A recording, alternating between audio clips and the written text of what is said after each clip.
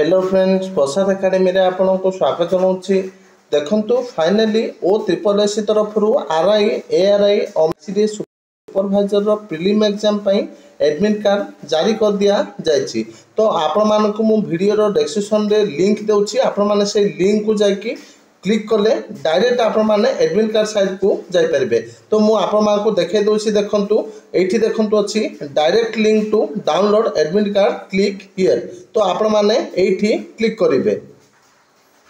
तो देखंतु आपण माने एठी क्लिक कला परे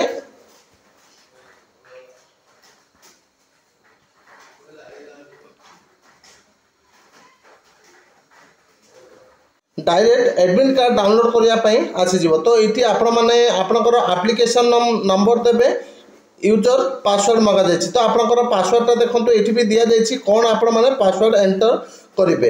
your date of birth will be your login password. तो आपणकर डेट ऑफ बर्थटा हूँ आपणकर लॉगिन पासवर्ड। तो आपणकर डेट ऑफ बर्थटा किपरि देवे मु आप कहीदे। तो ये एग्जांपल हिसाब से दि जाए। तो आपणकर जदि डेट ऑफ बर्थटा हूँ 1 जनवरी 2000, ताहले आपण माने एठी पुट करिवे पासवर्ड रे 01012000।